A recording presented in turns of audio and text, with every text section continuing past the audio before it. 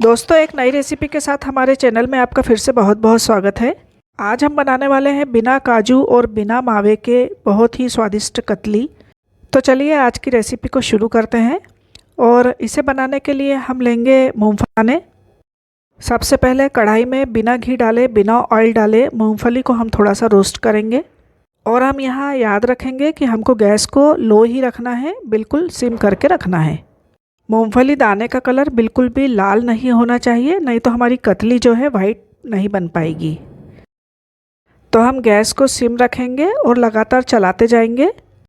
5 से 6 मिनट के बाद में हम इस तरह से चेक करेंगे। यदि इसके छिलके निकलने लग गए हैं, यानी कि हमारे मूंगफली दाने जो है वो अच्छी तरह से सिक चुके हैं। अब हम इसको एक बड़े बर्तन में निकाल लेंगे और इस तरह से इसके छिलके को निकालने के लिए ट्राई करेंगे। जब मूंगफली दाने थोड़े गर्म होते हैं उस समय इसके छिलके बहुत ही आसानी से निकल जाते हैं। सभी दाने के छिलकों को हमको अच्छी तरह से निकाल लेना है। छिलके यदि रह जाएंगे तो कतली जो है वाइट नहीं बन पाएगी। अब जो भी छिलके निकल चुके हैं उनको इस तरह से झाड़कर हम बाहर निकाल सकते हैं। इस तरह से थाली में हम बहुत ही आसानी से कर सकते हैं। इन छिलकों को इस तरह से हम बाहर निकाल लेंगे। आप यदि इस तरह से छिलके बाहर नहीं निकाल सकते हैं तो इस तरह की छन्नी का यूज़ करके आसानी से छिलकों को बाहर निकाला जा सकता है। अब इन बिना छिलके वाली मूंगफली दाने को एक बाउल में हम निकाल लेंगे और इसमें हम ऐड करेंगे 1 कप दूध। ये दूध जो है रूम टेम्परेचर पे है, ना ही बहुत गर्म है और ना ही बहुत ठंडा है। आप जितने मूंगफली दाने लेते हैं उसके अकॉर्डिंगली दूध ऐड कर सकते हैं। दूध की क्वांटिटी इतने होना चाहिए कि मूंगफली दाने उसमें अच्छी तरह से भीग जाए। इसे हम 15 मिनट के लिए इसी तरह से छोड़ देंगे। 15 मिनट के बाद में जब हम देखते हैं, देखिए इसका कलर इस तरह से चेंज हो चुका है। इसने दूध को अच्छी तरह से एब्जॉर्ब कर लिया है। अब इस तरह से झारे की सहायता से हम मूंगफली दाने को मिक्सी के जार में डालेंगे। अभी हम यहाँ ग्राइंड करते समय दूध को ऐड नहीं करेंगे। यदि हम पहले ही दूध को ऐड करेंगे तो मूंगफली दाने जो है अच्छी तरह से स्मूथ नहीं हो पाते हैं। हम इसको ग्राइंड करते जाएंगे और उसी समय इसमें थोड़ा थोड़ा दूध ऐड करते जाएंगे।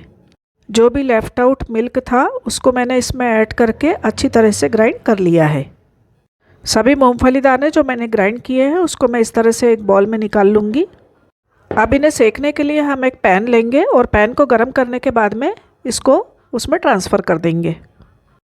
इसे सेकते समय हमें ध्यान रखना है कि गैस को हमको सिम पर ही रखना है और लगातार चलाते रहना है।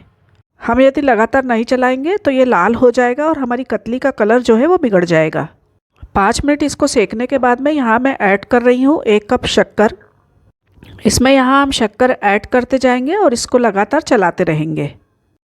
शक्कर के गर्म होने के साथ ही ये थोड़ा थोड़ा पतला होता जाएगा।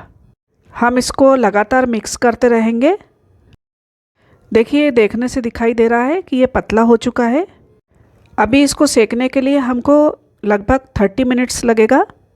इन 30 मिनट्स में हमको गैस को सिम रखना है और इसको चलाते रहना है। देखिए इसका धीरे धीरे कलर चेंज होने लगा है। अब यहाँ मैं ऐड करूँगी इसमें 1 से 2 चम्मच घी। अब घी भी यहाँ ऑप्शनल है, आप चाहे तो ऐड कर सकते हैं या आप चाहे तो इसे स्किप भी कर सकते हैं। अब इस घी को अच्छी तरह से मिक्स करना है। कई लोग घी से परहेज करते हैं तो आप घी को स्किप भी कर सकते हैं।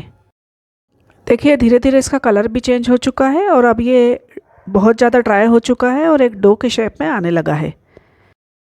एक चुटकी में थोड़ा सा निकाल के हम इसको चेक करेंगे कि हाथ में चिपक तो नहीं रहा है। यदि ये चिपक रहा है इसका मतलब अभी हमको और थोड़ी देर इसको सेकना है। तो हम इसको सेकते जाएंगे और बीच में इस तरह से चेक करते जाएंगे। अभी आप देखिए ये उंगली में थोड़ा सा चिपक रहा है, इसका मतलब अभी हमको और इसको सेकने की ज़रूरत है। इसको हम क्योंकि सिम करके सेकते हैं, सेकने में ये थोड़ा सा समय लेता है। चलिए अब इसे एक बार और चेक करते हैं। अब देखिए इसका लड्डू जैसा बनने लगा है और हाथ में बिल्कुल भी नहीं चिपक रहा है, इसका मतलब ये अच्छी तरह से सिक चुका है। तो यहाँ पर अब मैं गैस को बंद कर देती हूँ और इसे हम रखेंगे ठंडा होने के लिए एक प्लेट में निकाल कर। प्लेट में निकालने के बाद भी हम थोड़ी थोड़ी देर में इसे चलाते रहेंगे जिससे ये जल्दी ठंडा हो जाएगा। इसे पूरी तरह ठंडा करने के बाद में देखिए यहाँ पर इस तरह से मैंने एक प्लास्टिक शीट ली है और शीट के ऊपर इसको मैं ट्रांसफ़र कर दूँगी। इसे ट्रांसफ़र करने के बाद में शीट की सहायता से ही इसको हम फोल्ड कर लेंगे और फोल्ड करके इस तरह से अच्छी तरह से मिक्स करेंगे। तो आप देख सकते हैं इस प्रोसीजर से शीट की सहायता से ही हम इस डो को अच्छी तरह से मिक्स कर सकते हैं। शीट से ही मैंने इसको पूरी तरह से कवर कर दिया है और कवर करके इसको प्रेस करके और अच्छी तरह से मिक्स हो जाएगा। अब शीट को ओपन करके इसको हम स्प्रेड करेंगे और स्प्रेड करने के लिए यहाँ हम बेलन का इस्तेमाल कर सकते हैं। धीरे धीरे स्मूथली बेलन को चलाएंगे और कतली की थिकनेस हमको जितनी रखनी है उसके अकॉर्डिंगली हम इसको पतली कर सकते हैं। प्लास्टिक शीट के ऊपर इसको स्प्रेड करना बहुत ही अच्छा रहता है, जिससे कतली आसानी से बाहर निकल जाती है। आप जितनी पतली बनाना है उतना पतला इसे बना सकते हैं। इसके पीसेस एक जैसे कट हो जाए इसलिए मैं इसका जो अतिरिक्त पार्ट है उसको बाहर निकाल देती हूँ। और आपके पास यदि चांदी का वर्क है तो आप इस तरह से लगा सकते हैं, नहीं तो आप ड्राई फ्रूट से ही इसको गार्निश कर सकते हैं। यहाँ गार्निश करने के लिए मैंने पम्पकिन के बीज, काजू और पिस्ते का इस्तेमाल किया है। देखिए इसके एक जैसे पीसेस कट कर लिए हैं। बहुत ही स्वादिष्ट और हेल्दी मूंगफली की कतली तैयार हो चुकी है।